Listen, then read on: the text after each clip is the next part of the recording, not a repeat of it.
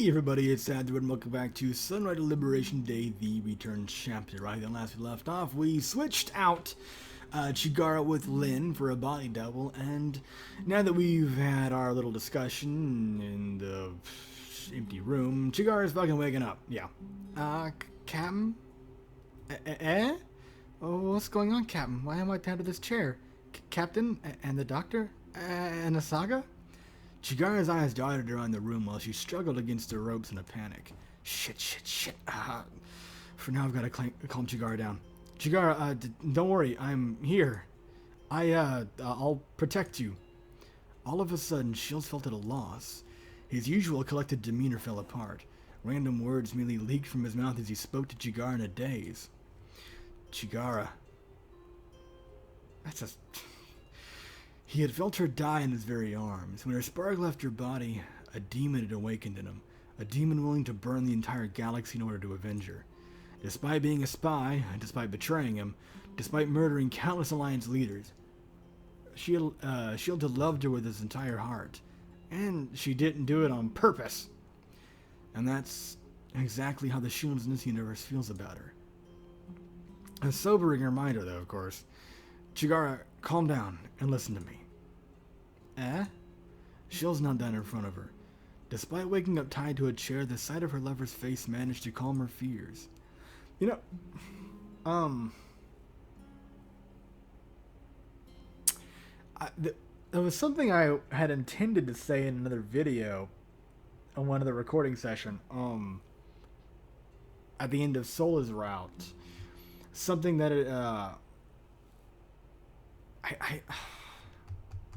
I don't remember what it was, but I knew it had something to do with me pitying Chigara. Oh, yeah, it was clearly. I may have heard this before. I don't remember, but just in case. Whenever there's the ending scene, she always tells Shields that, you know, she accepts that he's moved on to someone else. That it only makes sense that he got, you know, she betrayed him and so on. It's gotta suck for her, though. You know, she is innocent in all this, technically. She is innocent in all this. She really is. She consciously is doing nothing to sabotage anyone. And just how unfair it must be for her to effectively wake up from being puppeteered and to have lost the one person she cared about the most. And she has to live with it. There's nothing she can do about it. Really shitty hand of fate. Everything taken right out of her hands, and alternatively she dies. Pick whichever you think is better. Ellipses. What is it, Captain? I admit, this is quite a strange way of waking up after a doctor's visit. Not if your doctor is Claude, it should be pretty regular. Although normally, you don't wake up when Claude is doing these things to you. She makes sure of that otherwise. But you wouldn't do anything bad at Chigara, would you? I trust you. I'm about to tell you something important. But no matter what happens, I'll protect you, because this time I'm going to save everyone, including you, Chigara. Alright, here I go. The truth is, you're a prototype, Chigara. Claude's initial report turned out to be incorrect. She did some more tests and found without a doubt that you're an artificial clone. No way. Don't worry. I'll still make sure you're not harmed, but you have to stay put for a while until the rest of the prototypes are defeated. You can be mind controlled by the leader any time, but this is for everyone's safety.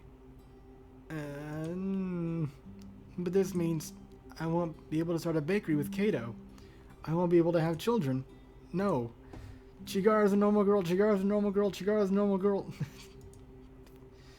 It's hard to watch. Chigara? Shields tensed with apprehension.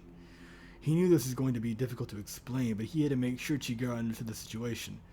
Suddenly, Chigara broke out into a scream. She fell unconscious as quickly as she entered her fit of frenzy. And then she snapped awake. Except this time, she was different. You do well to see through my plot, Shields. He stood in shock. Chigara had just been body-jacked. This was now the prototype leader he was talking to. You're... But don't think I didn't have a backup plan on my own. All the lights of the room shut off, or more accurately, every single light inside the ship deactivated. She also had the familiar sound joining the ship's engine sputter out. With nothing running, eerie silence fell over the ship. Then the sound of a laser cutter and the clatter of plastic hitting the ground as Chigara's chair split in half shattered the silence. Can't see a damn thing. I know, my holo. Shields pulled his holo out and put it on maximum illumination, casting a weak light over the room. Long shadows surrounded him, filling his heart with dread. He confirmed that Asaga was still safe. However, Chigara was now nowhere to be found. All that remained were the broken fragment of the chair and the cut rope on the floor. A handheld laser cutter, roughly the size of a cigarette, continued to buzz on the floor until Shields picked it up and shut it off. Did you see which direction she took off? Sorry, I couldn't see anything because of that cutter. You've been had. Shit, I made a mistake. I should have known that Chigara could be bodyjacked any time. You even said that. That's exactly what Lynn told me when we escaped in the light pod together. All this talk about preventing her from entering the mind stream confused me into thinking we'd be safe as long as we got to her before then. No. The reason why we have to prevent Chigara from entering the mind stream is to prevent the prototype leader from bodyjacking her after the leader is dead. Chigara can still be body snatched wherever the prototypes want with the leader still alive. Wait a minute. Shields looked around and realized that Claude was now nowhere to be found as well. Claude! Did Chigara get her? No way. Chigara isn't powerful enough to take Claude on, even while under the control of the prototypes. And Claude must have vanished of her own will. Damn it. Now that she's explained the rules of this game, she expects me to figure out the rest on my own, huh? She's probably still watching me, eagerly waiting for my next plan of action. Claude's vanished like into thin air. And now we have a new huge problem. The prototype leader laid out this trap for us, and we just stepped right into it. The Sunrider's main reactor has been remotely shut off. With that, we won't be able to get a FTL transmission sent to Fontana. Even worse, we're essentially sitting ducks for the Loyalist packed fleet now. Unless we can get power restored ASAP, this ship is going to be destroyed. How are we going to do that? If I can get to engineering, I might be able to restore the ship's power. It's a long shot, but maybe I can undo whatever the prototype has done to our systems. Wait, the Sunrider also has an emergency FTL transmitter which operates on a separate battery pack. It's all the way down at Deck 2, Section 37. But if we get to it, we could get a message sent to Fontana even without power. But Section 37 is pretty far from here, and who knows how long it'll take to restore power. Asaga has a point. I need to decide which task to prioritize over the other. If we can't restore the ship's power, then we are sitting ducks once packed attacks. On the other hand, I doubt I can just waltz into engineering and show my face to the entire crew without getting detained by ship security. And if I get captured before we land the message of Fontana, then we have no choice but to allow Chigara to enter the mind stream, or else we'll all be killed with the prototype, when the prototypes assume control of Fontana's fleet. Meaning, I damn better send Fontana the warning before revealing myself. We go to the backup comm first, then we go to engineering and restore power. Understood, Captain. Let's get that message into Venazar Fab. Venazar Fab, yeah. Okay, and this is the main reason I'm continuing here is because I assumed, well, I wanted to see if Asaga would actually be joining Shields the same way that Sola did, which Ikari did not do. Makes me wonder if Av would have done this, actually, if I'd gone quiet. Definitely gonna have to go back and look through some of this shit and see what may or may not record that, I don't know.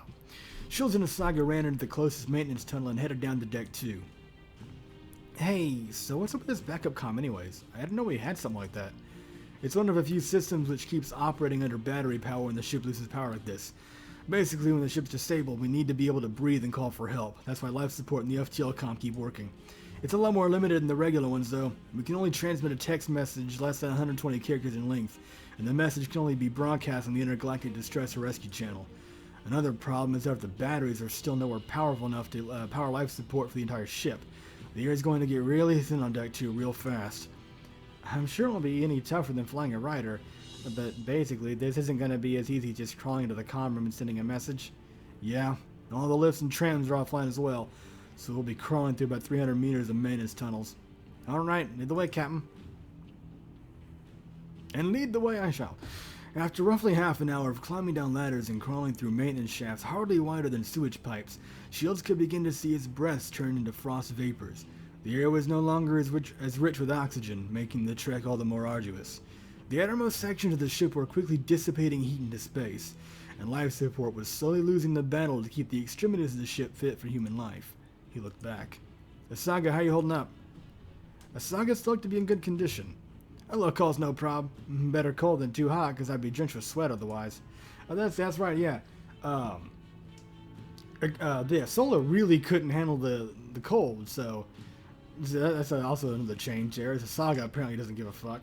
Although, presumably,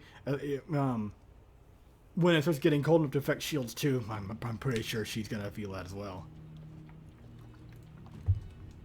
Alright, we're about halfway there. It's only gonna get colder from here on out. Keep your body moving and tell me if you lose sensation to your extremities. Understood. Screen wipe. Another 40 minutes later, they nearly arrived at their destination. Unfortunately, the latter half of the trip took longer than expected thanks to the bitter cold. Shield's head spun thanks to the lack of oxygen, which only made the numbness in his fingers and toes worse. Shit, I completely forgot how much I hated the cold. I remember I used to complain to Ava every day during the winter about our school uniforms. The military uniforms we have now are of course made from thermo weave and can retain body heat much better than wool, but we'd need something closer to a plug suit to keep us protected against elements like this. Shit cold, Captain. It's even more shit cold in the winters at Ruvia. Let's finish up here as soon as we can and get out of here. I can hardly even talk because all the snot's in my nose frozen. Finally, Shields arrived at a tiny alcove in the tunnel. With trembling hands, he removed the wall panel, exposing the controls of the FTL comm. Icicles hung from the comm's cables, while a thin layer of frost caked the steel casing. God damn it, this thing had better still be working. He pressed the activation button, but the comm showed no signs of life. Shit! What the hell's wrong with this thing? He tried to troubleshoot the problem, making sure all the cables were connected. Finally, he came upon a single unplugged cable dangling at the bottom of the case. Unfortunately, the cable slot was now obstructed by a solid block of ice, making it impossible to plug it back in. He tried to force the cable's steel rod into the receptor, but the hole was completely filled with ice. Frustration bubbled inside him. Who had dropped the ball and left this cable unplugged? Was it a member of the maintenance crew? A malfunctioning repair drone? His head spun thanks to oxygen deprivation, making it impossible to think logically. Now I have to remain focused. Put, plug, into receptor. Receptor. Not the... Never. No. That's what you're here to do. This is what you're here to do. Is something the matter? I'm here to do you.